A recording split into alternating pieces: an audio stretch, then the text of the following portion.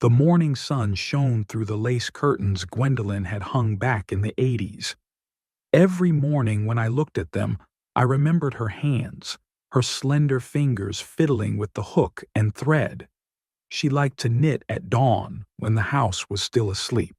She said that in the silence the most beautiful patterns were born. 5 years since she's been gone, and I still can't bring myself to change those curtains. Why should I? They still let in just the right amount of light, not too bright, not too dim. Just like everything Gwen did. The floorboards creaked beneath my feet. The house on Pine Street had aged with us too. It was over 50 years old.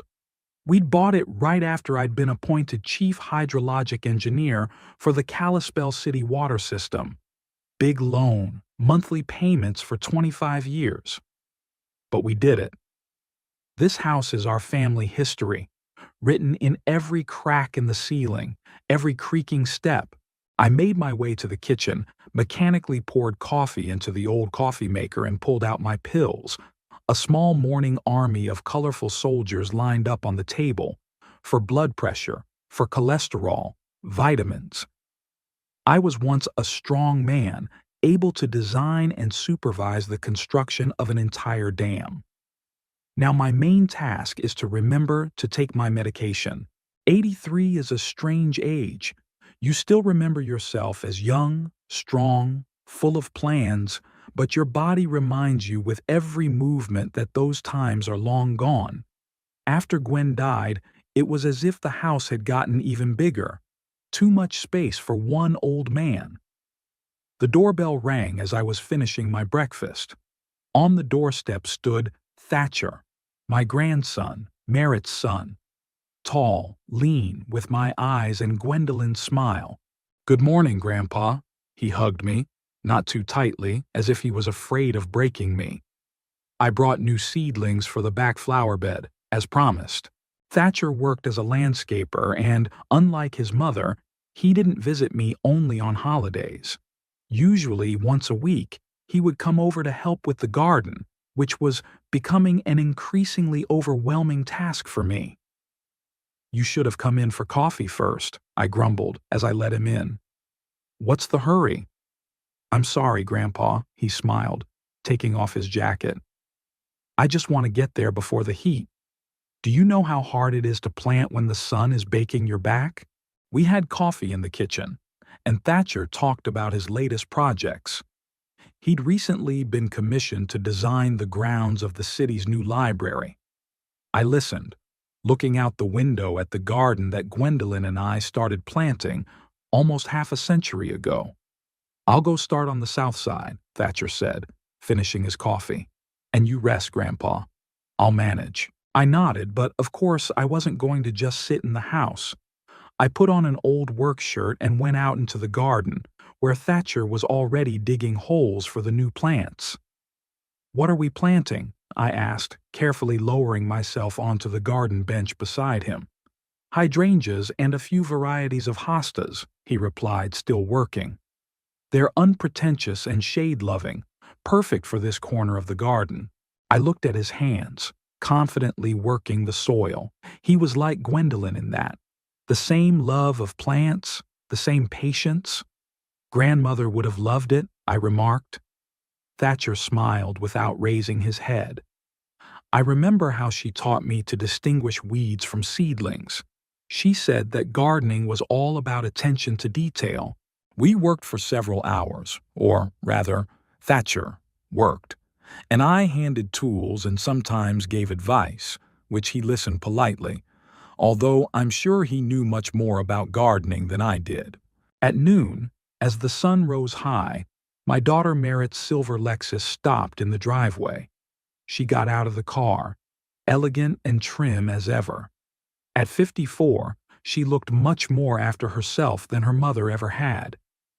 "Daddy, Thatcher," she waved to us as she closed the car. "What a surprise. I didn't know you were here today, son." Thatcher threw a quick glance at me. We both knew it wasn't true. He'd told her his plans on the phone yesterday. "Hey, Mom." He straightened up, wiping his hands on his jeans. "Decided to help Grandpa with the garden. Merritt stepped closer, treading carefully on the path in her high heels. Daddy, are you working in the garden again? Dr. Pembroke said, you need to take care of yourself. I sighed. Merritt always started the conversation with remarks about my health. I'm just sitting here watching my grandson work, I replied. It's not illegal yet, as far as I know. She pursed her lips, but decided not to pursue the subject. I brought you lunch from that Italian place you like, she said, pointing to the bag in her hand. And I wanted to see how you were doing on your own. We moved into the house. As Merritt laid out the food on the kitchen table, I watched her. Something in her movements betrayed tension. She never just showed up, especially with a meal from a restaurant 30 miles away. Thatcher washed his hands and joined us. Merritt arranged the plates, pulled a lemonade out of the refrigerator. So, Dad, she began as we began to eat, I've been thinking about your house. Here it is. I put my fork down. And what were you thinking about my house? She took a sip of lemonade, choosing her words. It's too big for you alone. So many rooms empty and you can barely keep up with the upkeep. Maybe you should consider something a little more compact? Thatcher tensed, but continued to eat in silence. This house was compact enough when 4 people lived here, I answered calmly. It seems big now because I'm alone. But it's mine and I'm not going anywhere. Merritt pretended to be surprised by my reaction. Dad, I'm just worried about you. This house needs constant maintenance. The roof, the garden, the heating in the winter, and you're already 83. Maybe you should think about the future. The future? I chuckled. At my age, the future is a very relative concept. That's exactly why, she said. Wouldn't it be better to plan ahead? Barkley and I have a great idea. Mom, Thatcher interrupted her. Grandpa's doing a great job. I help with the garden. Mrs. Coleridge from next door comes twice a week to clean up. Everything's under control. Merritt threw her son a disapproving look. Of course, sweetheart, but that's now. What about a year from now? 2? She turned to me. Papa, thee realize I'm only thinking of your welfare. Barkley and I could— Thank you for lunch, Merritt. I rose from the table. But it's time for me to take my medicine and get some rest. Dr. Pembroke, as you remember, advised me to take care of myself. She pursed her lips, but didn't insist. After lunch, Thatcher went back to the garden to finish his work, but Merritt, to my surprise, stayed behind. Papa, the door's open, she asked. It's been a long time since I've been in some of the rooms. I shrugged. Look if you want to. Nothing had changed. While she walked around the house, I sat in my chair in the living room, pretending to read the newspaper. In reality, I was listening to her footsteps. She looked in every room, even went up into the attic. What was she looking for? Or was she evaluating? When she came back, she sat down across from me. Daddy, I've been meaning to ask you a long time. Do you have a will? That's it. I looked at her and saw not my daughter, but the pragmatic tax consultant she had become. I do, I answered briefly. I made it when your mother was alive, updated it after she died. Can I ask? No, I folded the paper. No, you can't. It's my business. She looked hurt. Dad, I just want to be ready, so there won't be any problems later, you know? Barkley says, I'm not interested in what your husband says, I said. When the time comes, you'll know everything. Until then, this is my life and my property. Merritt stood up, adjusting her perfectly fitting jacket. Okay, Dad, whatever you say. I just wanted to help.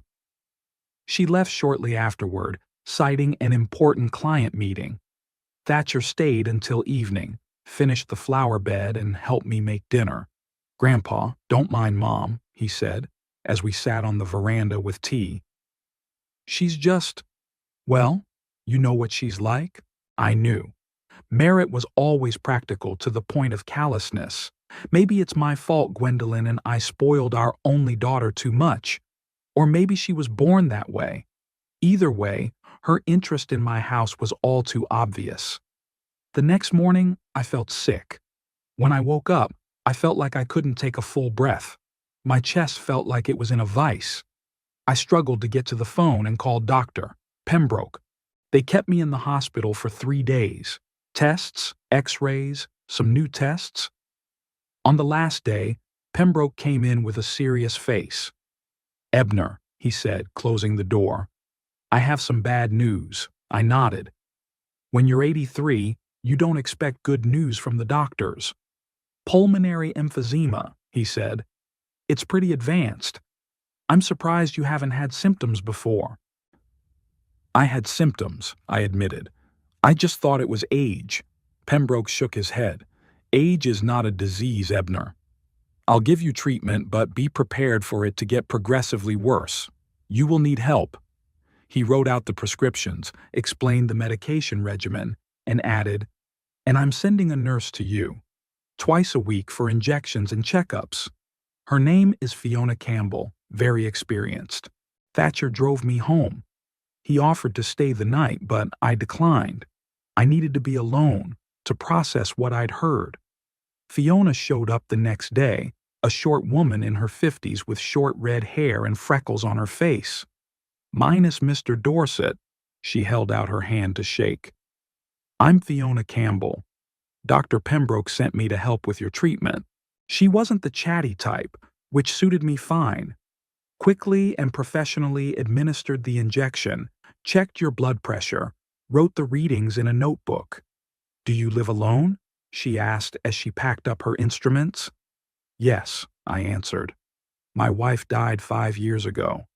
Children, a daughter, and a grandson, but they live apart." She nodded. "It's good that you have a family. With your diagnosis, support from loved ones is very important."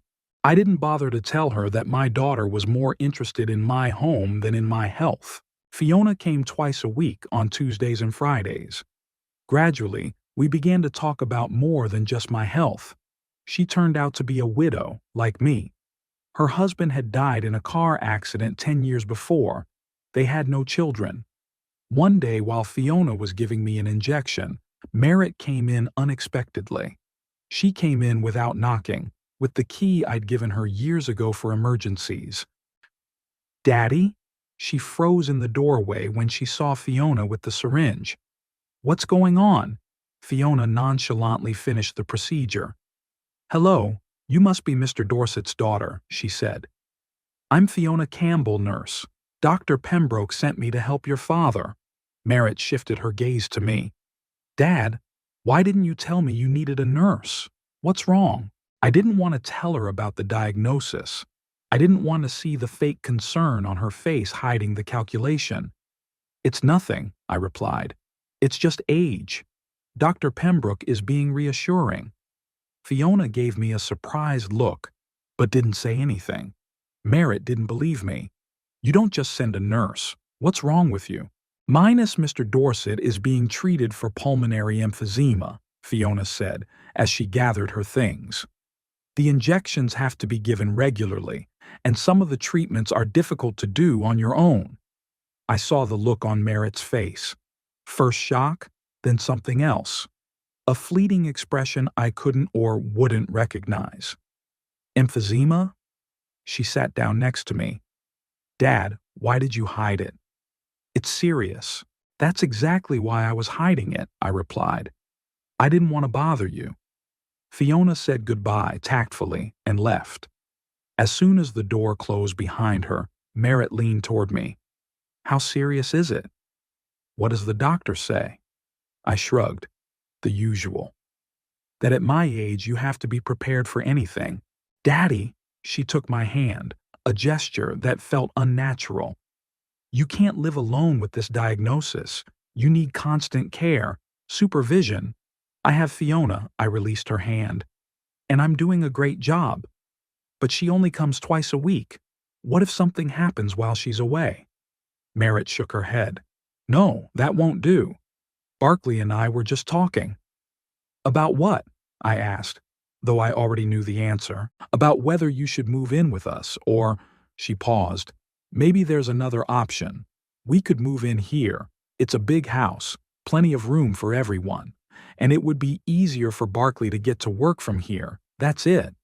I looked at my daughter and didn't recognize her, or maybe it was the other way around, finally seeing the real her.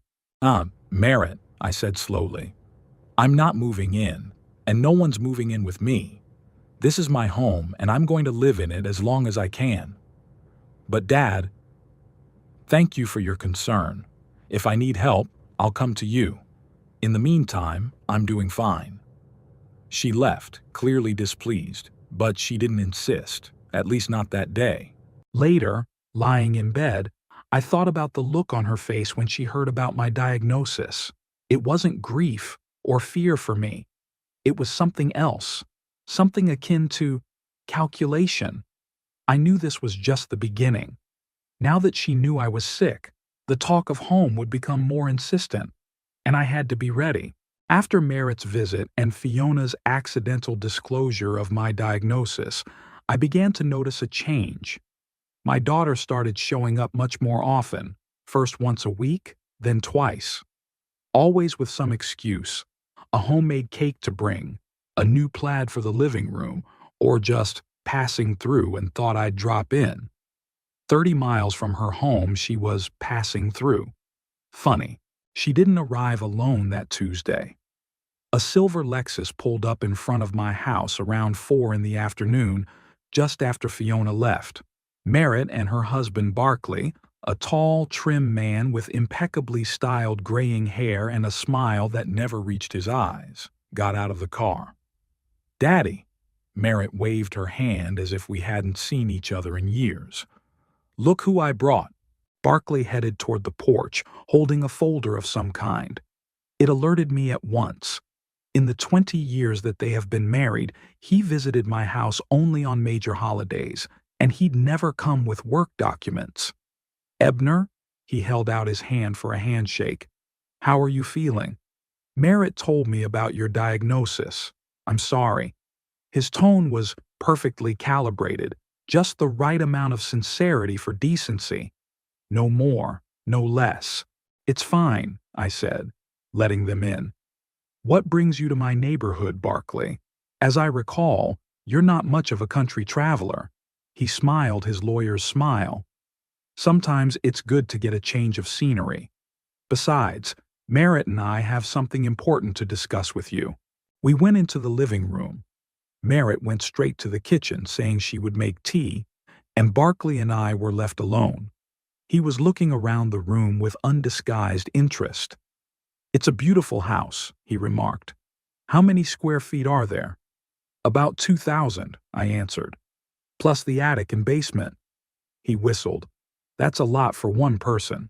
A lot for one person, a lot for a family, I countered. When we built it, we didn't think we'd have to live here alone.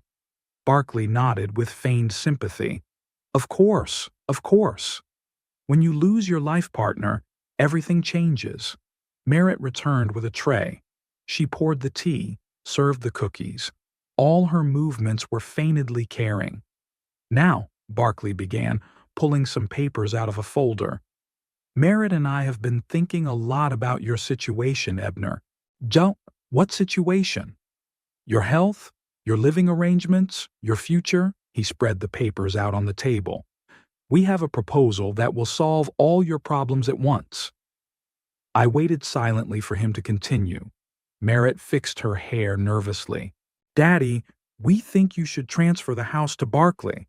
Just formally, she added hastily, seeing the look on my face. You'll still live here, of course, but it'll save you from property taxes, the hassle of maintaining the house. And it will give you the right to dispose of my property, I finished for her. Barkley cleared his throat. Ebner, this is standard practice for inheritance planning. We just want to avoid inheritance problems when… He hesitated, choosing his words. When the time comes. Taxes, bureaucracy, estate appraisals. All of that can drag on for months, if not years. I looked at the papers he'd laid out. The deed of gift. Already filled out, only my signature was missing. What's the rush? I asked, putting the papers aside. I'm not going to die yet, you know. Merritt cast a quick glance at her husband, then turned to me. Dad, no one's talking about dying. On the contrary, we want you to live a peaceful life without worrying about household problems. With your diagnosis, With my diagnosis, I can live another 10 years, I interrupted. Dr. Pembroke said that with proper treatment, emphysema is not a death sentence. Of course, Barclay agreed hastily, but it's never too early to plan for the future.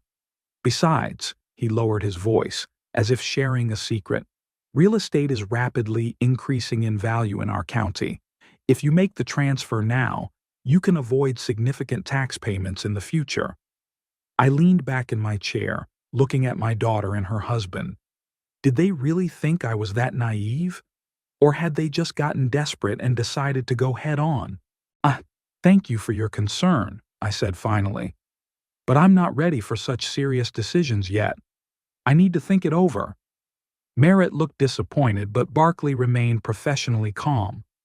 Of course, Ebner, there's no rush. I'll leave the papers for you to study at your leisure. He folded them neatly and handed them to me. And if you have any questions, call me any time. After they left, I sat in the chair for a long time, going through the documents left behind. A gift deed, a power of attorney to manage the property, some other legal papers. Barclay had thought of everything. If I signed these papers, and my house would actually cease to be mine. The next day, when Fiona came to give me my injection, I was still lost in thought. Is something the matter, Mr. Dorset? She asked, noticing my absent-mindedness. You're not yourself today. My daughter and son-in-law want me to sign the house over to them. Fiona paused for a moment, then continued preparing the injection. What have you decided? Nothing yet, but they're persistent. She administered the injection and sat down across from me. Minus Mr. Dorset, I've been working with the elderly for 20 years, and I've often seen relatives take a keen interest in the property, especially when they learn of serious diagnoses. I nodded. Yes, it was after Merritt found out about my emphysema that those conversations started. Be careful, Fiona lowered her voice. I don't mean to speak ill of your family, but I've seen a lot of cases where older people have been rushed into these decisions. Thank you for the warning, I smiled at her. But don't worry, I'm still in my right mind and I'm not going to sign anything I don't agree with. After Fiona left, I called my old friend Phineas, who was a notary and, though semi-retired, still consulted for some clients. I told him about Barclay's visit and the documents shown. Ebner, don't sign anything, Phineas said firmly. Especially the deed of gift. It is the most unfavorable option for you to transfer the property. There's no guarantee that you'll be able to stay in the house. No protection for your interests. I didn't intend to, I replied. But Barclay insists it's the best option for inheritance planning. Phineas snorted. Inheritance planning? Maybe. But only not for the testator, but for the heirs. If you're worried about inheritance, I can help you draw up a proper will with conditions. But a gift is just a transfer of property with no conditions. After talking to Phineas, I felt more confident. At least now I knew for sure I wouldn't sign whatever Barclay was suggesting. Merritt called 2 days later. Papa, have you studied the documents? She asked after the usual inquiries about my well-being. Yes, I have, I replied. And I'm not signing them. There was a pause. Why not? There was a note of steel in her voice. It's for your own good. It's for my own good to leave it alone, I said calmly. This house is all I have left. I'm not going to give it up. Dad, nobody's asking you to give it up. You'll live there just like you did before. It's just that Barclay will technically own it. What if I want to sell the house, or mortgage it, or rent out some of the rooms? I won't be able to do that. She sighed with obvious irritation. Why would you do that? At your age and with your health, at my age and in my health, I'm still the master of my life and my property, I said, and I will not sign those papers. After this conversation, there was a lull. For a week, there was no word from Merritt. Then on Sunday, Thatcher arrived unexpectedly. He came alone, unannounced, and looked worried. "Grandfather," he said, as we settled on the veranda, "I need to talk to you." "Of course you do, son. What's wrong?" He hesitated, clearly not knowing where to begin. "It's about Mom and Barkley. They've been talking a lot about your house." I nodded. "I know. They've already come with the deeds to the property. It's not just that." Thatcher lowered his voice, though there was no one else in the house but us. "Yesterday I overheard them talking. They were discussing other options." "What other options?" He clearly felt uncomfortable giving his parents away. "Barkley said that if you don't agree voluntarily, they can try to prove your incapacity because of age and illness. Then the court could appoint Mom as your guardian, and she'd get the right to administer the estate." I felt a wave of anger rising inside me. "Do they think I'm an old man out of my mind?" Thatcher shook his head. "Of course not. But Barkley said it was possible to find a doctor who would give the right opinion, especially given your diagnosis and age." I leaned back in my chair, trying to comprehend what I'd heard. My own daughter was planning to declare me incompetent to get my house. "Thanks for the warning, Thatcher," I said finally. "You did the right thing." He looked guilty. "I didn't mean to betray them. But it's wrong, what they're doing." "You didn't betray them. You did the honorable thing." After Thatcher left, I called Phineas again and told him about the new turn of events. "Don't panic prematurely," he said, after a long pause. "You need a good reason to be declared incapacitated. Age alone is not enough, even with a diagnosis of emphysema. But just to be on the safe side, you should be evaluated by an independent psychiatrist. I know a good one, Doctor Higgins. He can give you an opinion of full competency that'll be hard to challenge." "Do you think it will come to that?" I asked. "On me? I hope not. But it's better to be safe," Phineas said.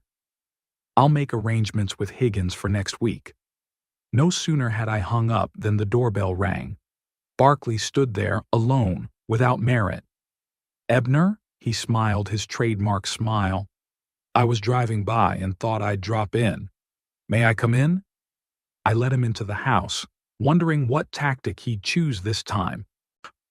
"Merritt said you refused to sign the papers," he began, as we sat down in the living room. "I understand your hesitation. It's a big step." "Not doubts, Barkley. A decision. I will not sign the deed of gift." He nodded, as if he expected this answer. "Good. I respect your decision. But perhaps we could find a compromise?" "What kind of compromise?"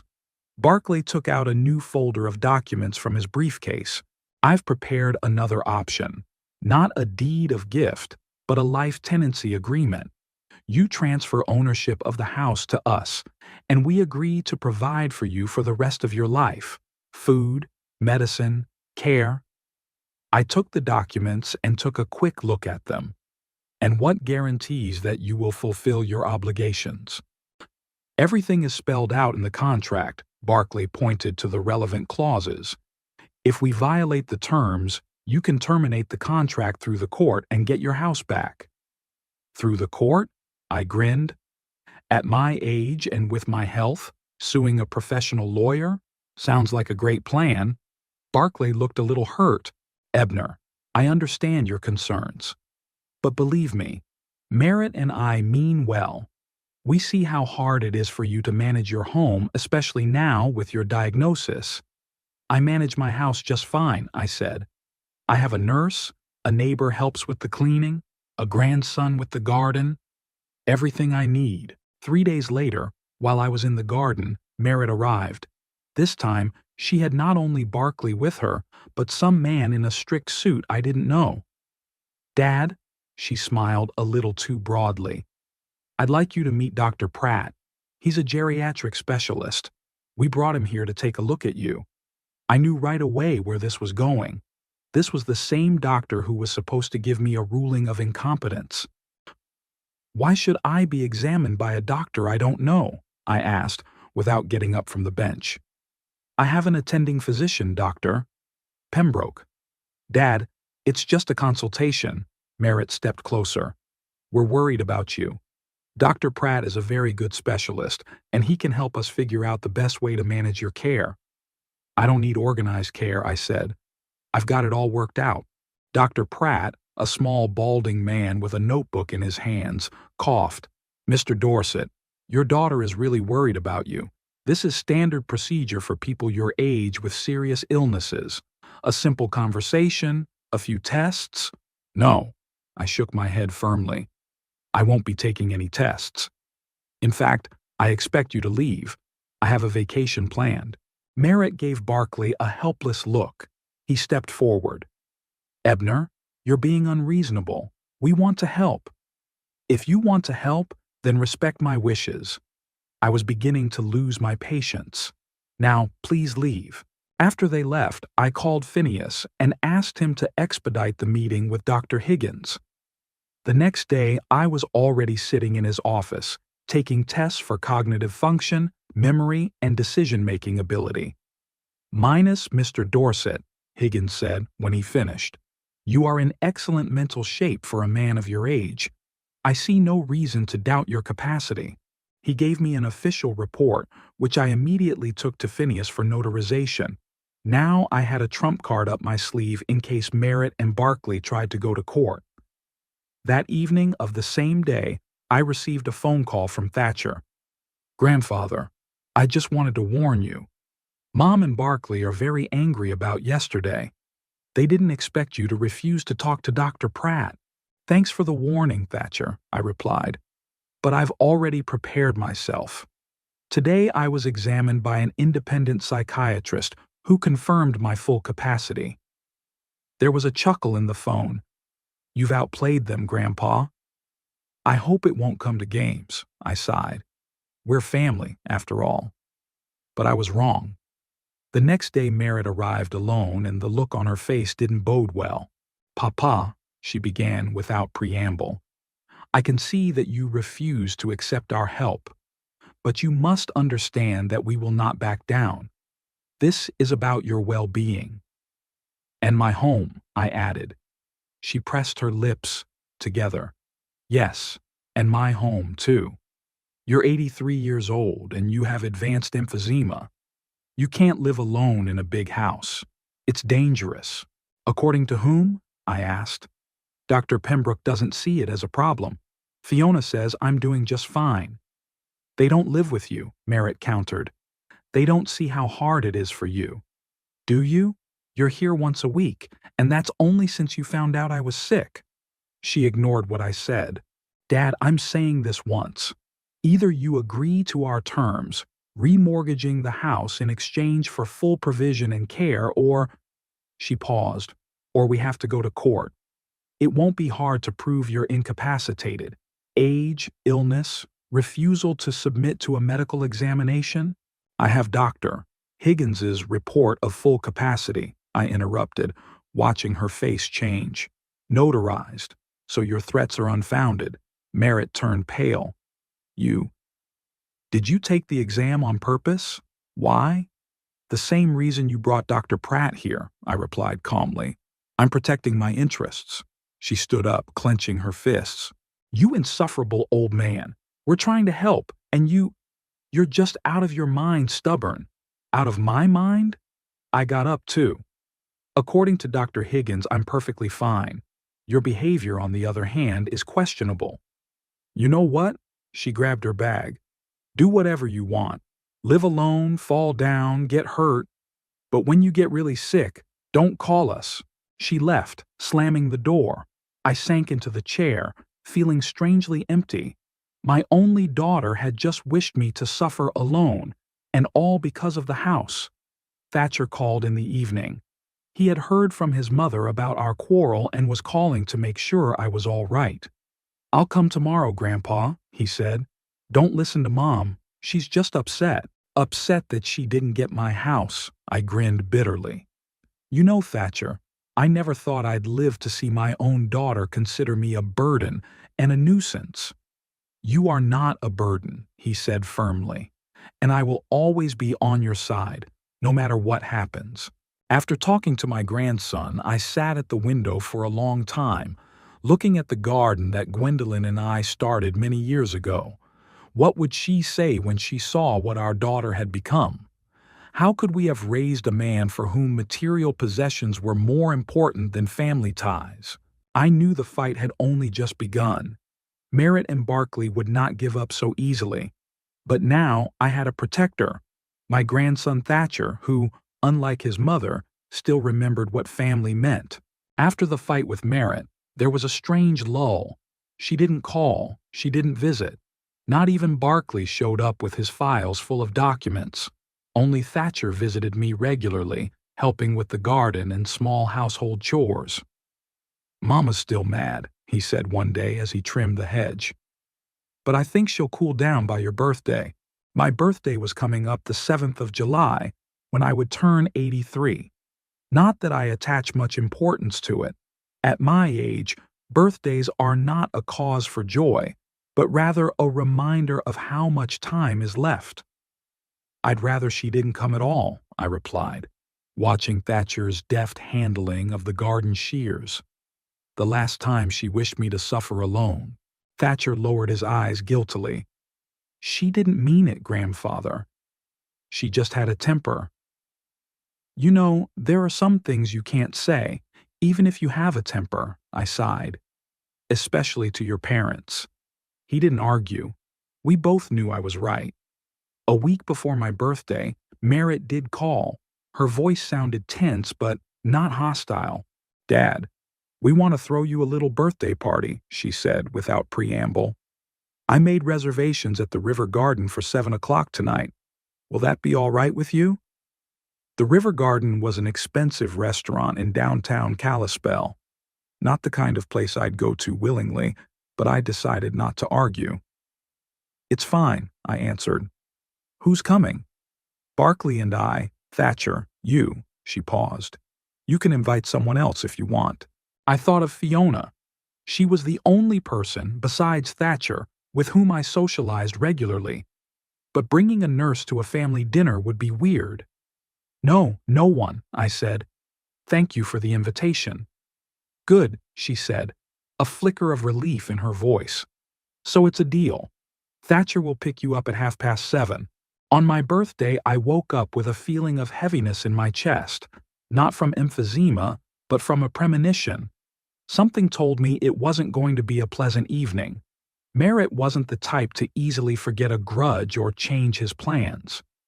Thatcher arrived exactly at the appointed time, at 7:30. He was dressed in a strict suit and looked unusually formal. "Happy birthday, Grandpa." He hugged me and handed me a small box tied with a ribbon. "Open it now." Inside was a beautiful leather wallet with my initials on it. "Thank you, Thatcher." I was touched. "Very nice." "Your old one is all worn out," he smiled. "It's time for a new one." On the way to the restaurant, Thatcher was unusually silent. Several times he started to say something but stopped halfway through. "Something wrong?" I finally asked him. He sighed, not taking his eyes off the road. "Just Mom and Barkley. They're up to something again. I don't know what it is, but Barkley called some realtor yesterday." "A realtor?" I'm tense. "Why?" "I don't know." Thatcher shook his head. "But I don't like it." The River Garden greeted us with dim lights and soft music. Merritt and Barkley were already waiting at a table in the corner of the room. Both were dressed as if they were attending a business meeting, not a family dinner. "Dad," Merritt stood up and gave me a brief hug. "Happy birthday." "Ebner." Barkley held out his hand to shake. "Congratulations. You look great." We sat down at the table. The waiter brought a menu, but Merritt immediately said she'd already ordered for everyone. That wasn't her style. She usually spent a lot of time perusing the menu, picking out the most expensive dishes. Now Papa, she began, as the waiter left. Barkley and I have been thinking a long time about our disagreement, and we've come to the conclusion that we overreacted.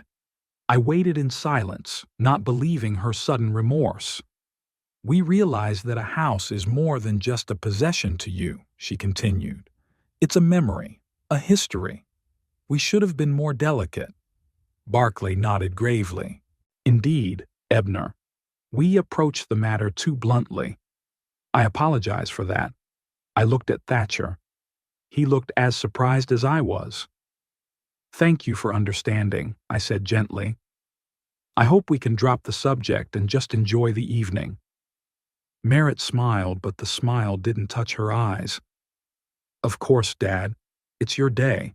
The waiter brought appetizers and wine. The conversation turned to neutral topics: the weather, Thatcher's new landscaping project in the city park, the latest movies.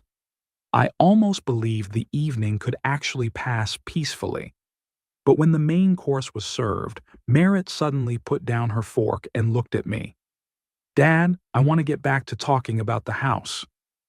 I sighed. Merritt, we've already discussed this. I won't. No, listen to me, she interrupted me. We have a new offer. We found you an apartment in an assisted living facility. It's a great place, 24-hour staff, medical care. I'm not moving to a nursing home, I said firmly. I'm fine where I live now. Barkley intervened. Ebner, this isn't a nursing home. It's a state-of-the-art facility for seniors who value comfort and security. You will live on your own, but under the care of specialists. What about my home? I asked, already knowing the answer. Merritt and Barkley looked at each other. We think it's better to sell it, Merritt said. It's too big. It needs constant maintenance. The money from the sale will go to pay for your living expenses in the new place. And if I keep it? I couldn't resist the question. Barkley coughed. Given the state of the real estate market, I doubt there will be much left. It's not cheap to stay in a good boarding house. I looked at them both and suddenly realized that they had already made up their minds. They had already found a buyer. They had already chosen a place for me in a nursing home. All that was left was to get my consent. No, I said firmly. I'm not selling the house and I'm not moving. Merritt pressed her lips together. Dad, be reasonable. You can't live alone like this. It's dangerous. I'm doing fine, I objected. I have help. A nurse twice a week and a neighbor to clean? Merritt snorted. It's not enough. What if you fall? Or have an attack in the night? Thatcher tried to intervene. Mom, maybe not now? It's Grandpa's birthday. Right now, she cut him off. Dad, I say this as your daughter who loves you and worries. You need constant care. I looked at her and didn't recognize her. This was not the girl Gwendolyn and I raised. Or maybe it was that one, selfish, used to getting everything she wants. If you really care about me, I said quietly, then respect my wishes. I want to stay in my house. Merritt banged her palm on the table, attracting the attention of the neighboring tables. Give up the house for my husband. Her words sounded so loud that several customers turned in our direction. Barkley tried to calm her down by putting his hand on her shoulder, but she shook it off.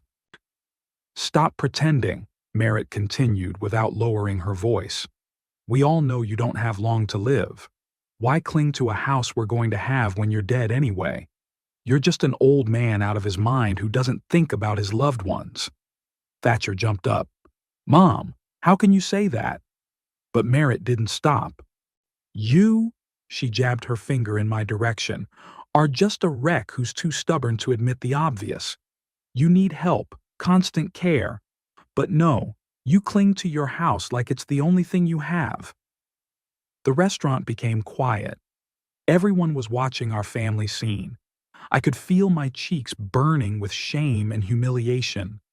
Calm down, Merritt, Barkley finally took her hand. This is not the place for such talk. Wow, where is? She turned to him. We've tried to talk to him amicably, suggested various options. He rejects everything. He thinks only of himself. I sat with my eyes down in my plate. A storm of emotions raged inside: anger, resentment, frustration. But I was silent. What could I say? That my daughter had turned into a greedy, heartless woman? That she was dishonoring her mother's memory with such behavior? Thatcher put his hand on my shoulder. "Grandpa, why don't we go home? I'll drive you." I nodded, unable to utter a word. "Yeah, take him," Merritt said, with a wave of her hand. "He's useless anyway. It's a waste of time." Thatcher and I stood up. Barkley tried to pretend everything was all right by holding out his hand to me. "Ebner, I'm sorry about the incident. Merritt is just worried about you." I ignored his hand. Thatcher and I walked out of the restaurant under the stares of all the customers. In the car, I was finally able to exhale. My hands were shaking. "I'm so sorry, Grandpa." Thatcher looked depressed. "I didn't realize she'd make such a scene." "It's not your fault," I said, looking out the window at the lights of the city passing by. "It's just the way she is. She wasn't always like this." Thatcher shook his head. "She used to be kinder." "Maybe," I wasn't sure. Or maybe she was just better at hiding her true nature. We drove the rest of the way in silence. Thatcher drove me home and offered to stay the night, but I declined. I needed to be alone, to think about what had happened and make a decision. After my grandson left, I sat in a chair for a long time, looking at the pictures on the wall: Gwendolyn, Merritt as a child, our family when we were happy, or thought we were happy. Merritt's words echoed in her head: "Out of his mind, old man, a wreck. You don't have long to live." How could she say that? How could she humiliate me publicly on my birthday? And the worst part was, she was sure she was right. Sure she had the right to control my life, my home, my future. I didn't sleep much that night. And in the morning, I made a decision. The first thing I did was call Phineas. He listened to my story about last night without comment, only occasionally sighing heavily. "What do you want to do, Ebner?" he asked me when I had finished. "Sell the house," I answered. "But not to them. And change the will." "Are you sure? It's a big step." "I'm absolutely sure. Merritt overstepped her bounds yesterday. I can't go on living knowing that she's just waiting for me to die so she can have the house." Phineas was silent for a moment, then said, "Okay. I know a good realtor, Sabrina Locke. She's honest and works fast. About the will, come over this afternoon, and I'll get everything ready." I called Sabrina right after I talked to Phineas. She arrived an hour later, an energetic middle-aged woman with a notebook and a camera. "Minus Mr. Dorset," she said, as she looked around the house. "This is a beautiful property, large lot, good location, solid construction. But, frankly, the house needs some repairs. If you want to sell quickly, you'll have to lower the price." "How much?" She quoted a price that was well below market value, but that didn't bother me. The main thing was to sell quickly and without Merritt's involvement. "I agree," I said. "When can I put it on the market?" "Today," Sabrina smiled. "I'll take pictures and prepare the ad. If the price is what we discussed, the buyers will find it quickly." And so it was. 3 days later, I had 2 offers from potential buyers. I chose a couple with 2 children. They reminded me of Gwendolyn and me when we first bought the house. At the same time, I was looking for a new place to live for myself, not in a nursing home as Merritt wanted, but in a small community by Flathead Lake. There I found a small 1-story house, just 2 bedrooms, a living room, and a kitchen, but with a view of the lake and a small plot for a garden. When all the paperwork was ready, I called Thatcher. He had to hear about my decision from me, not my mother. "Grandfather?" There was concern in his voice. "How are you? After the other night." "I'm selling the house, Thatcher," I said bluntly. "And I'm buying a new one by Flathead Lake." There was silence on the phone. "You're what?" He finally let it out. "But why?" After what your mother said, I can't stay here, I answered. Every time I enter this house, I'll remember what she said. Besides, she won't rest. She'll try to take the house again and again. But it's your house. You and Grandma have lived here all these years. A house is just walls, Thatcher. I'll take the memories with me. He was silent for a long time, then he asked, Does Mom know? Not yet. I wanted you to be the first to know. She'll be furious, Thatcher warned, especially if she finds out you didn't sell the house to her. I know that. But it's my decision. That same day, I went to Phineas to make changes to the will. Before, Merritt was the primary beneficiary, with a small share for Thatcher. Now I was changing everything. Are you sure? Phineas asked when I explained my decision. To completely exclude your daughter from the will is a serious step. After what she said, I'm sure, I replied. Whatever I have left after the sale of the house will go to Thatcher. He's the only one who really cares about me. Phineas nodded and prepared a new document. I signed it with a feeling of strange relief. The sale of the house had closed in record time, just 2 weeks. The new owners were ready to move in immediately, and I had already bought the lake house and could move in. Merritt found out about the whole thing when it was too late to make a change. Thatcher called me in a panic. Grandpa, Mom found out. She's furious. She says she's going to sue, that you're not in your right mind, that she should have bought the house. Let her sue, I said calmly. I have Dr. Higgins' report on her capacity and witnesses to her behavior in the restaurant. That same day, Merritt came to see me. I was just packing to move. How could you do that? She burst into the house without knocking. Sell the house behind my back? To who? Why not us? I looked at her calmly. After what you said in the restaurant, you still ask. I was upset. She splashed her hands. You know that's not what I meant. No, Merritt. I shook my head. That's exactly what you meant. You think I'm an old man out of his mind who's keeping you from getting your property? Well, I have a lot less property now. She turned pale. We'll sue. We'll challenge the deal. Prove that you're incapacitated. You can try, I shrugged, but keep in mind that I cut you out of the will too. That was a low blow. Merritt froze, unable to believe her ears. You, what? But, I'm your daughter, and I'm your father, I replied. But that didn't stop you from calling me a brain-dead wreck. She collapsed in her chair, covering her face with her hands.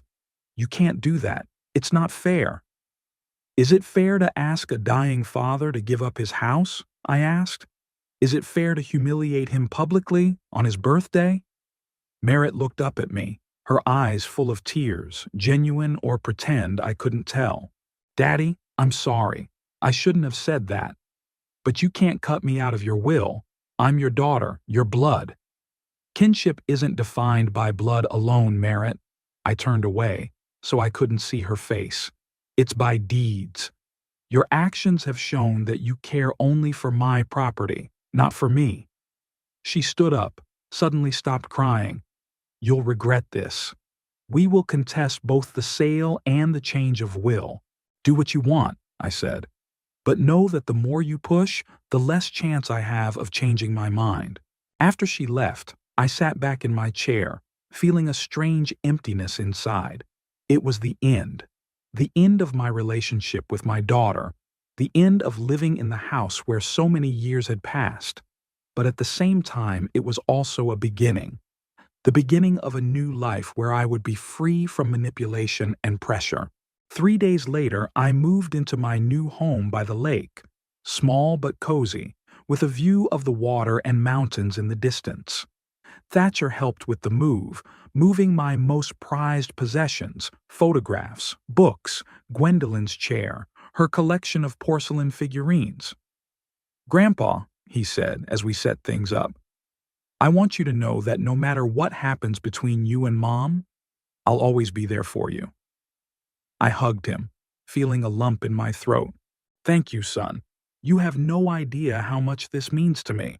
That evening, after Thatcher left, I sat on the porch of the new house for a long time, watching the sunset over Flathead Lake. Somewhere in the back of my mind, I was still grieving the loss of my relationship with my daughter, but another part of me felt relieved and freedom.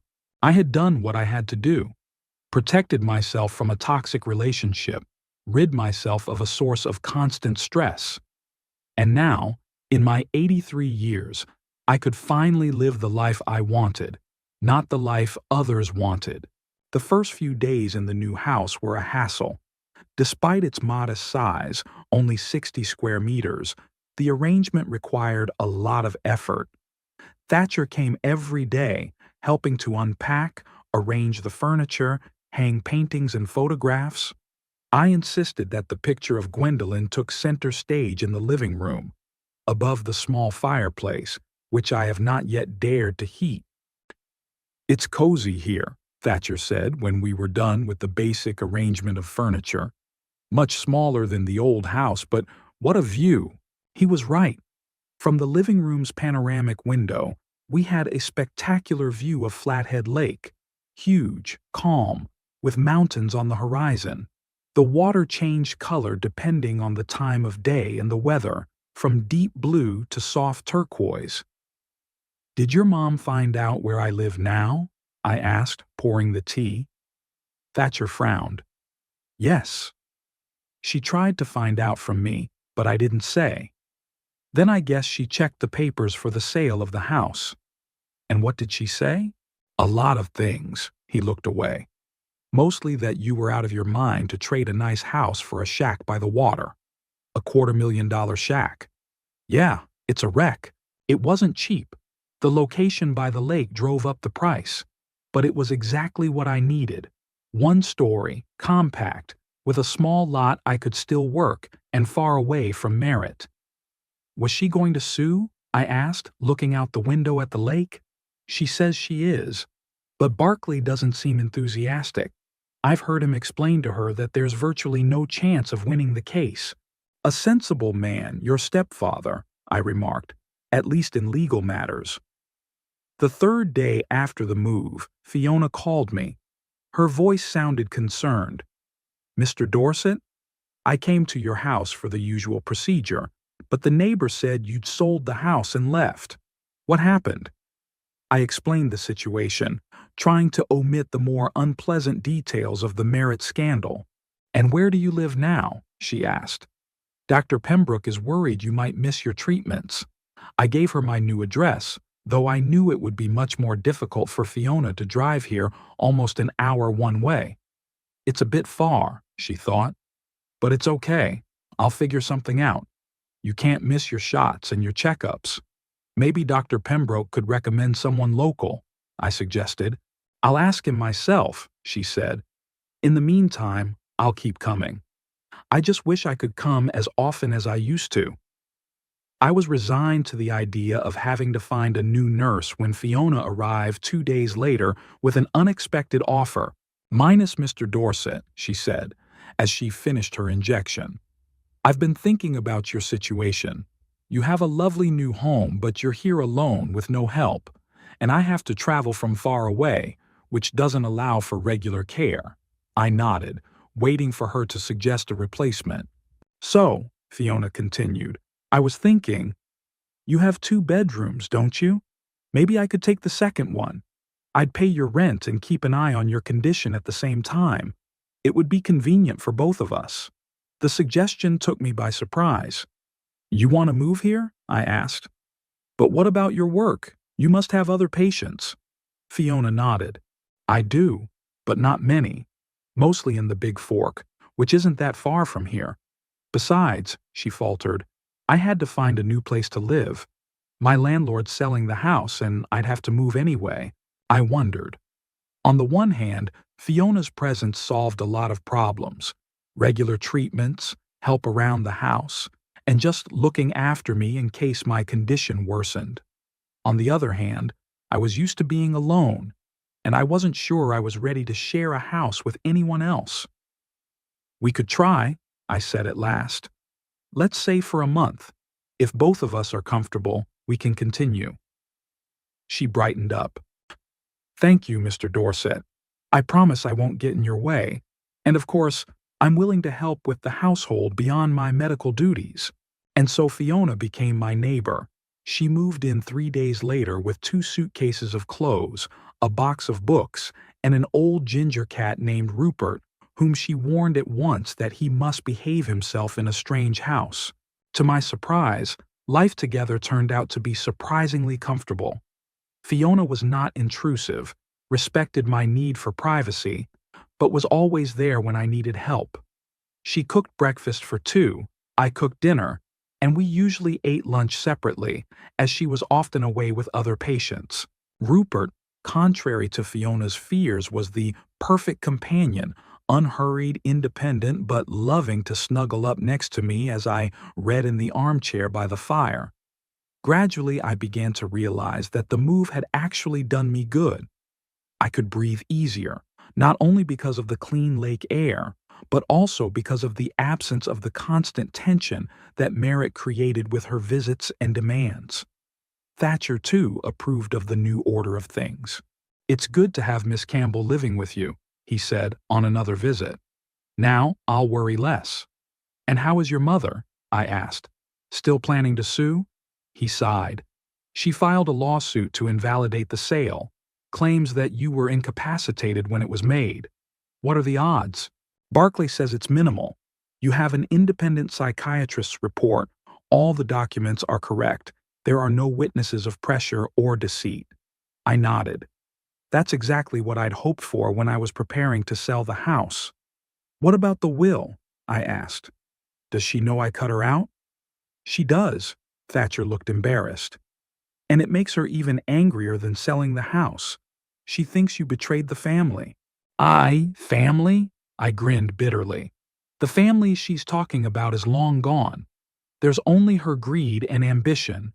We both knew it was true, but it was hard for Thatcher to admit it. This was his mother we were talking about, after all." About 2 weeks after I moved in, something happened that I expected and feared at the same time. One evening, as Fiona and I were having dinner on the terrace, enjoying the view of the sunset over the lake, a familiar silver Lexus pulled into the driveway. "That's my daughter and her husband," I said to Fiona, feeling my shoulders tense. "I'm afraid it's not going to be a pleasant visit." Fiona nodded understandingly. "Do you want me to leave?"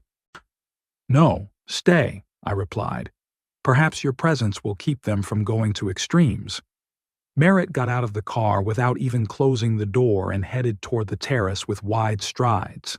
She was followed more discreetly by Barclay, with the unchanged folder of documents. "Papa!" Merritt exclaimed when she saw me. "We found you at last. What's the meaning of all this? Sell the house for nothing and run away here?" I got up slowly. "Good evening, Merritt. Barclay. Meet Fiona Campbell, my nurse and neighbor." Fiona nodded at them, but neither Merritt nor Barclay returned the greeting. "The neighbor?" Merritt looked around the terrace. "You put a nurse in here? Really, Dad?" "Minus Miss Campbell rents the second bedroom from me," I replied calmly. "It's convenient for both of us." Barclay cleared his throat.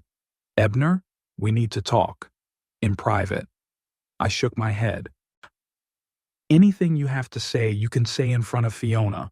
I have no secrets from her." Merritt crossed her arms over her chest. "Fine. Then here's the deal. We've filed a lawsuit in court. The sale of the house will be invalidated. You were incompetent when you made it, under duress, and unaware of the consequences of your actions." I grinned. "Really? Who's going to prove it? Dr. Pratt, whom I didn't even let on my doorstep?" Barclay stepped forward. "Ebner, listen to me. We don't want to take this to court. It would be long, unpleasant, and expensive for all parties. We propose a compromise." "What kind of compromise?" He pulled a document out of a folder. "We're willing to accept the sale of the house as valid. But in return, you reinstate the old will, with Merritt as the primary beneficiary." I looked at my daughter.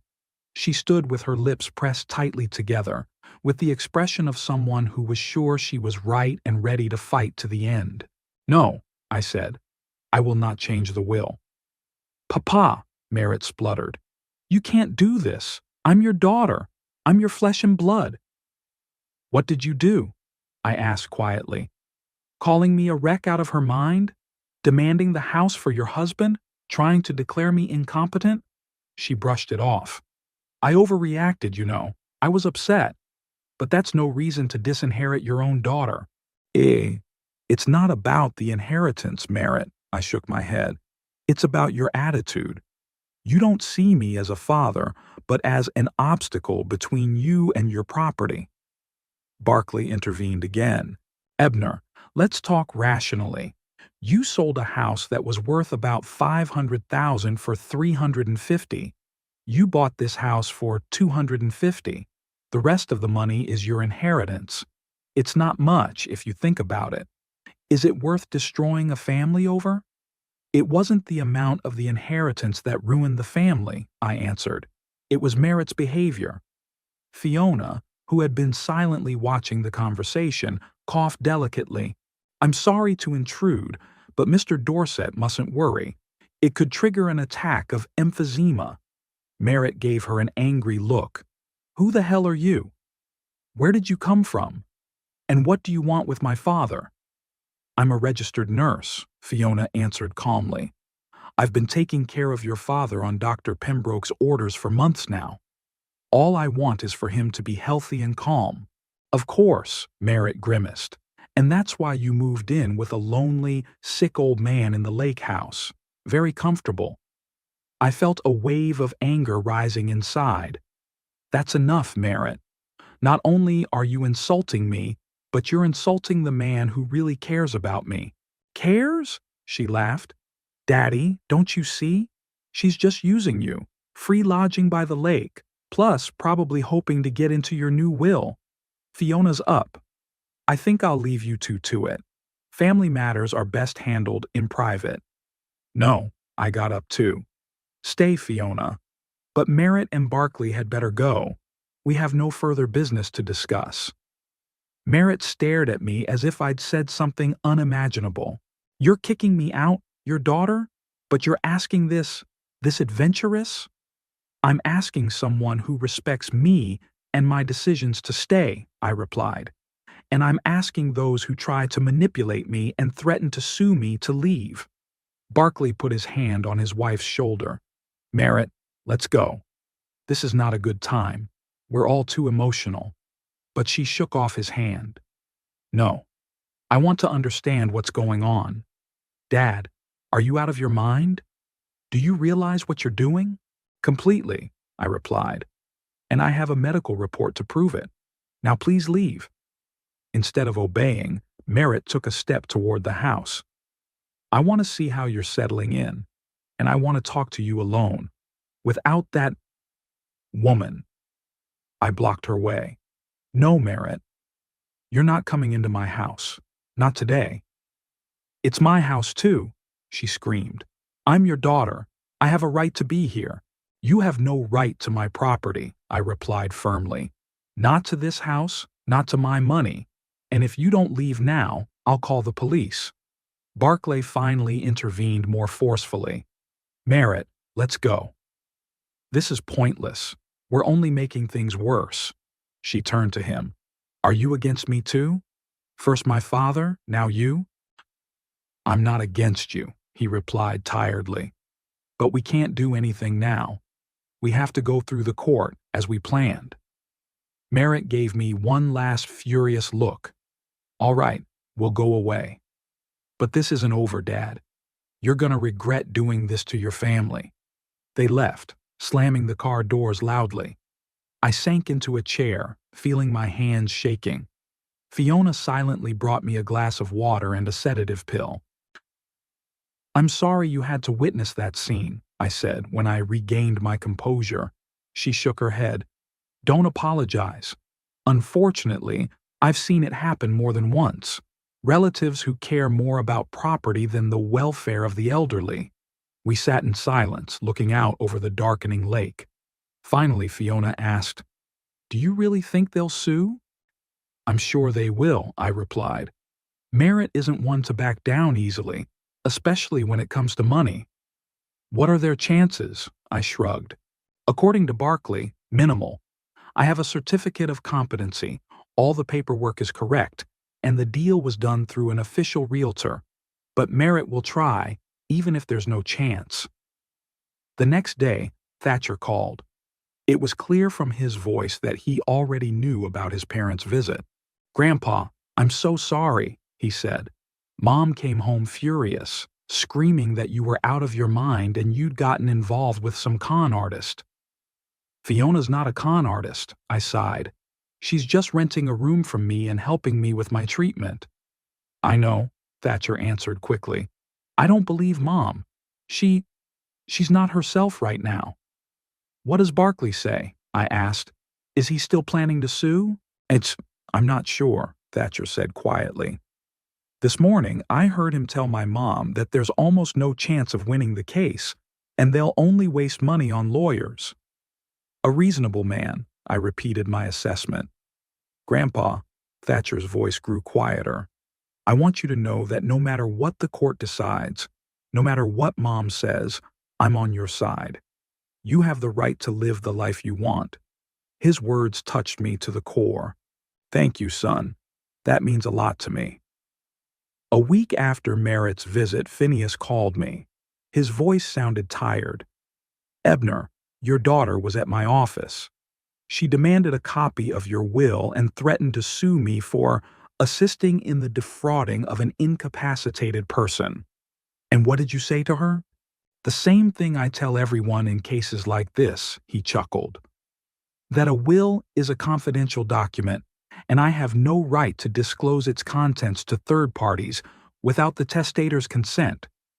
And about the deception, that all the documents are executed according to the law, and I have a medical report on your full capacity. Has she calmed down?" "Not really," Phineas sighed. "She screamed that she would file a complaint with the notary's office, that she would take away my license. You know, Ebner, I've seen a lot of things in 40 years of practice, but your daughter is impressive." "I'm sorry I dragged you into this," I said. "Don't apologize. I offered you my services, knowing what I'd be up against. Besides," he grinned, "Merritt isn't the first angry heir to threaten me with a lawsuit, and I'm sure he won't be the last." After talking to Phineas, I felt strangely calm. Yes, Merritt wasn't going to give up. Yes, there might be litigation ahead, but I was sure I was right and that the law was on my side. 2 weeks later, the county sheriff arrived, an older man with a tired face and attentive eyes. He introduced himself as John Henderson and explained that he had received a complaint from my daughter about possible fraud and financial mismanagement on Fiona's part. "Mr. Dorset," he said as we sat down in the living room, "it's my duty to look into such allegations, especially when it comes to elderly people who may be vulnerable to fraud." I nodded. "I understand, Sheriff. Ask whatever you want." He asked a few questions about my relationship with Fiona, the financial arrangements, how she ended up in my house. I told him everything as it happened, without hiding the details. "Your daughter claims Ms. Campbell is manipulating you to gain access to your estate," the sheriff said after my explanation. "That you changed your will in her favor." I laughed. "Sheriff, I did change my will, but not in Fiona's favor. I left everything to my grandson, Thatcher. Fiona doesn't even know about it." Henderson nodded. "Does your daughter know about it?" "Yes, I told her myself. That's why she's angry. Not because of Fiona, but because I cut her out of the will after she tried to take the house from me." The sheriff listened to my story carefully, asked a few more questions, and finally said, "Minus Mr. Dorset, I see no crime here. You're sane, you're acting knowingly, and there's no evidence of fraud on Miss Campbell's part. I'll close this case."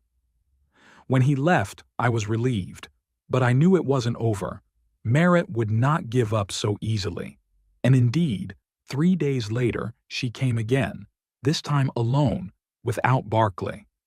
I was just working in the garden when her car stopped in front of the house.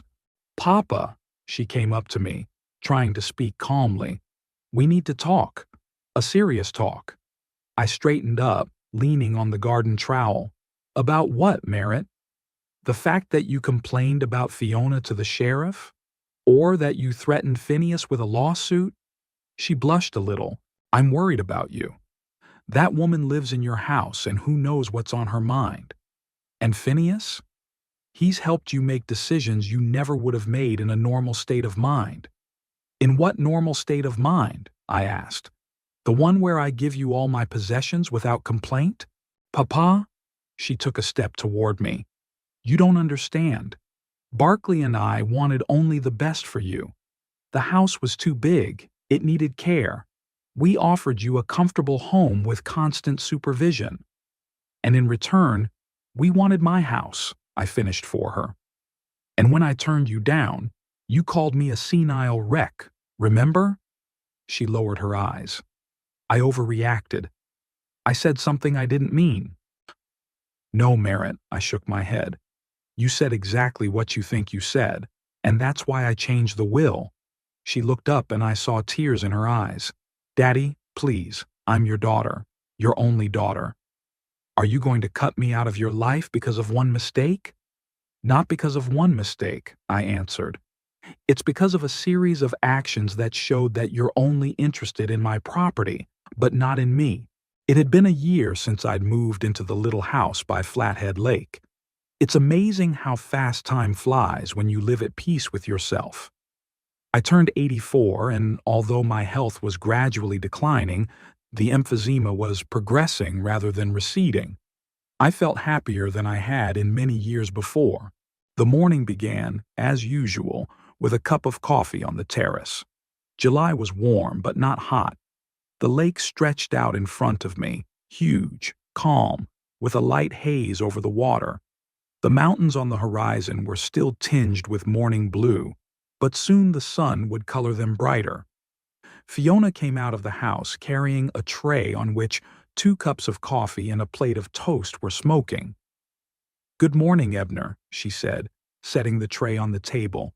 "How did you sleep?" Over the course of the year, we'd moved on to first names, dropping the formalities. And how could it be otherwise, living under the same roof? Fiona had become not just a neighbor or a nurse, but a true friend, tactful, attentive, with a subtle sense of humor that I'd learned to appreciate. "Not bad," I replied, accepting the cup, although I had shortness of breath again in the morning. She frowned. "Maybe you should increase your bronchodilator dosage." "I'll talk to Dr. Pembroke." "There's no need to bother him," I objected.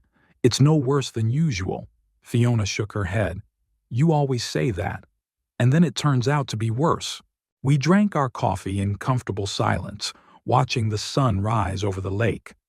Rupert, Fiona's cat, sat in a nearby chair, squinting into the sun. He had become even slower and more philosophical over the year. Age was taking its toll on him, too.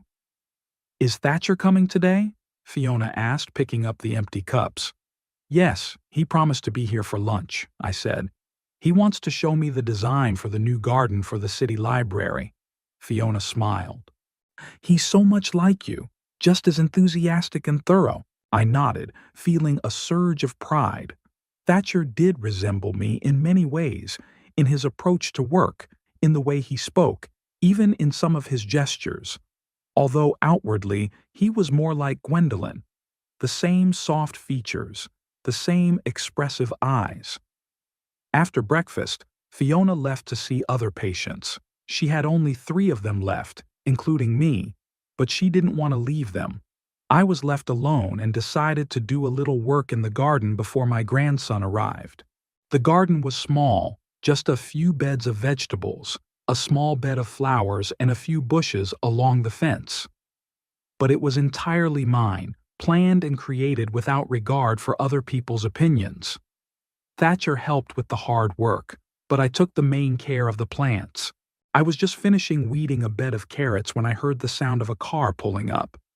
He jumped out of his old pickup truck with bags in his hands. "Grandpa," he exclaimed when he saw me in the garden, "what are you doing? You're not supposed to bend over." I straightened up, leaning on the cane I now always took with me to the garden. "It's just weeding, Thatcher. I'm not digging a trench." He shook his head but smiled. "Stubborn as ever. Let's go inside. I've brought groceries and I want to show you the project." In the living room, Thatcher spread large sheets of drawings and sketches on the table. The new garden for the library was an ambitious project, with outdoor reading areas, a playground based on famous fairy tales, and even a small pond. "This will be my first really big project," Thatcher said proudly. "If it works out, I'll get noticed." "I'm sure it will," I scrutinized the blueprints. "You have a great sense of space, and you have a good sense of how people will use this place." We were discussing the project when Thatcher suddenly changed the subject. "Grandpa, I saw Mom yesterday." I tensed up. Merritt hadn't tried to contact me in months. After she'd lost a lawsuit, she'd started trying to challenge the sale of the house and my new will. "And how is she doing?" I asked, trying to keep my voice neutral. Thatcher sighed. "Still angry. Says you betrayed her, that Fiona is manipulating you. Same arguments." "And Barkley?" "He seems resigned." Thatcher shrugged. After the court dismissed their suit, he realized it was pointless to fight. "But Mom? She can't let go." I nodded. It was in Merritt's nature not to admit defeat, not to back down, even when the fight became pointless. "You know," Thatcher continued, "she's found a new purpose. Now she is obsessed with the idea of buying a house in the same village where you live. She says she's going to make sure Fiona doesn't cheat on you." I couldn't help but chuckle. "Well, if she's got the extra money." "Houses aren't cheap, though. Barkley's trying to talk her out of it." Thatcher shook his head. "But you know Mom. When she's made up her mind about something—" "Yes, I knew it. Merritt was always stubborn, ever since she was a little girl. Gwendolyn said she'd inherited it from me, but I wasn't so sure. My stubbornness always seemed more rational." "Don't worry about it," I told Thatcher. "Even if she bought the house next door, it wouldn't change anything. I'm not going to renew a relationship that has only brought pain." Thatcher looked sad. "I understand you, Grandpa. It's hard. Being between you two." I put my hand on his shoulder. "I know, son. And I appreciate that you don't pick sides. You can love us both, even if we can't find common ground."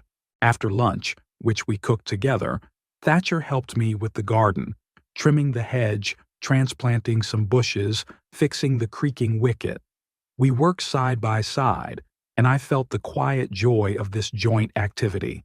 Here it is, the real connection of generations, not in property or inheritance, but in common moments, in the transfer of knowledge and experience. When Thatcher left, I pulled out my laptop. A year ago, after moving, I started writing my memoirs, not for publication, but for myself, and perhaps for Thatcher. The story of my work as a hydraulic engineer, the projects I was involved in, the people I worked with. Sometimes I included personal memories of meeting Gwendolyn, of Merritt's birth, of the happy years when we were a real family. It was getting harder and harder to write. My fingers wouldn't listen, and the letters on the screen sometimes blurred before my eyes. But I kept going, slowly but persistently. This was my life, and I wanted to keep it on paper while my memory was still good. In the evening, Fiona returned. She looked tired but satisfied. "How was your day?" I asked as she sat down in the chair across from me with a cup of tea. "Good," she smiled. "Mrs. Hendricks finally agreed to the knee operation. Mr. Patterson has almost fully recovered from his stroke. Today he walked down the stairs on his own unassisted. I listened to her stories about the other patients, happy for their progress. Fiona loved her work, treating her charges with genuine care.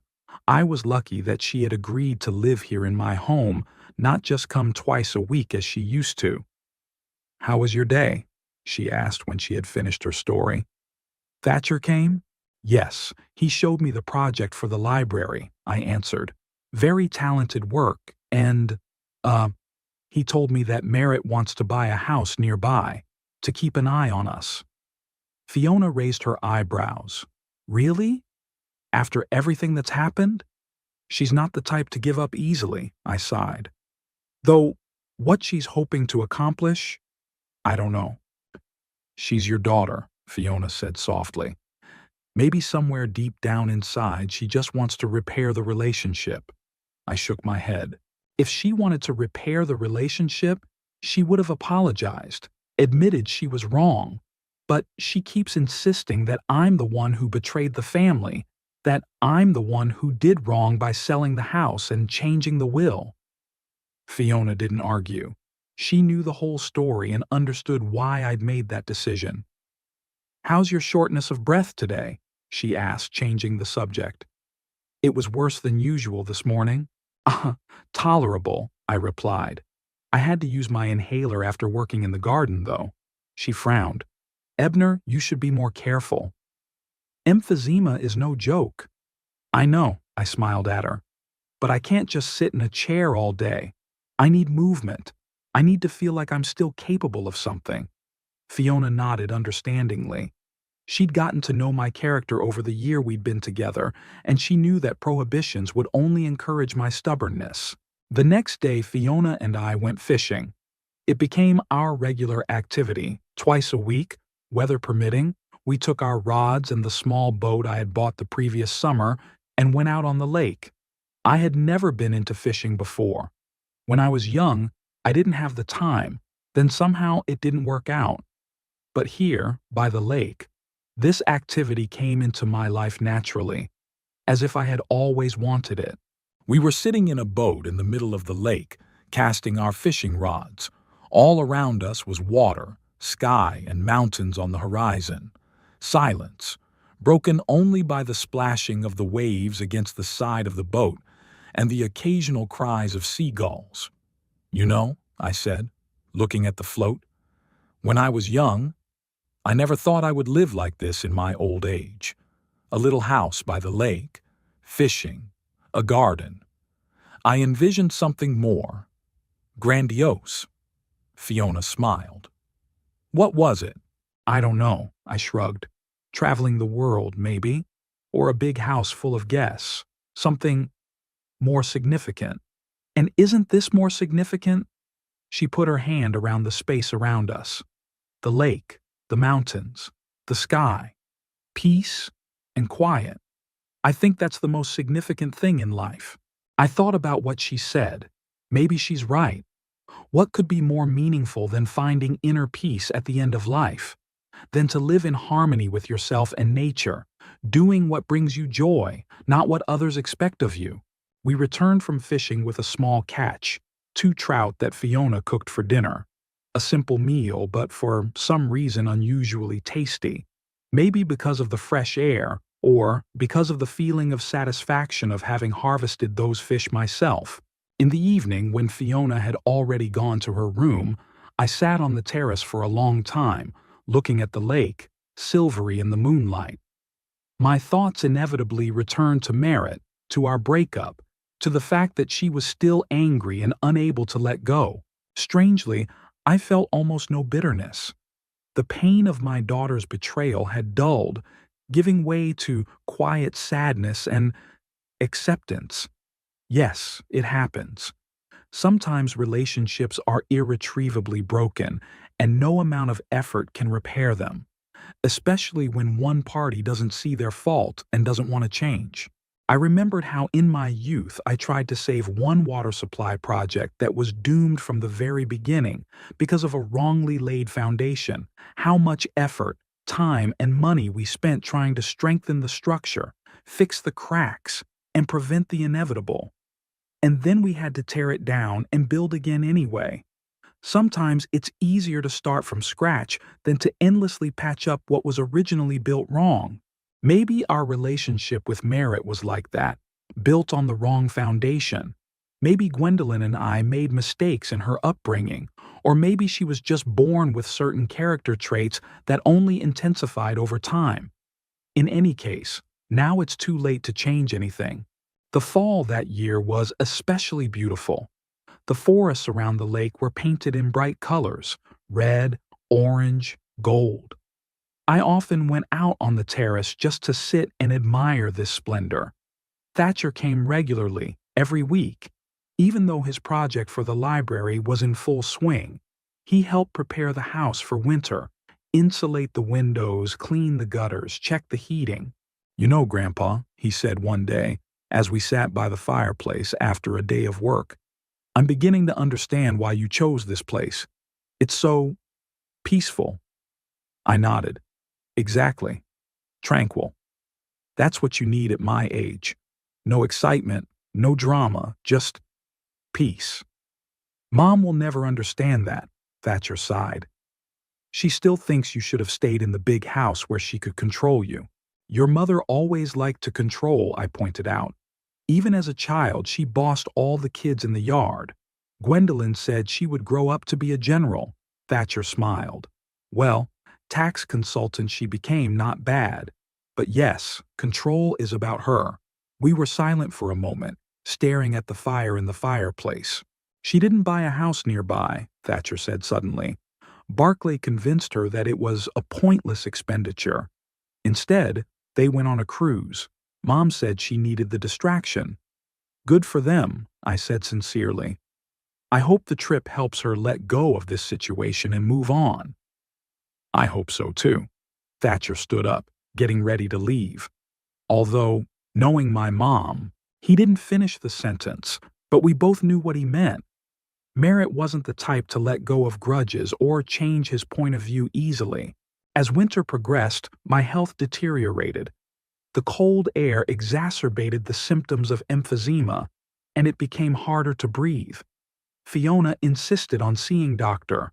Pembroke, who came himself when he heard about my condition.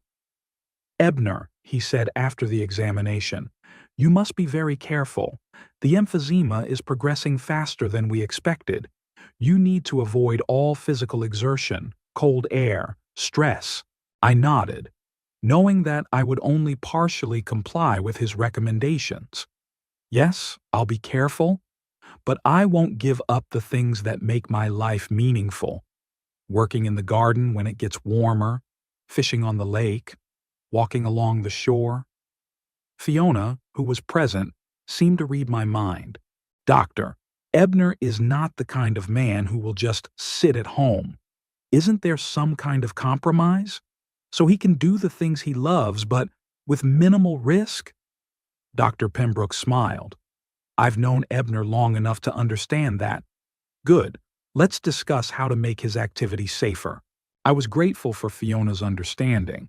She wasn't trying to limit me like Merritt, but was looking for ways to help me live life to the fullest despite my illness.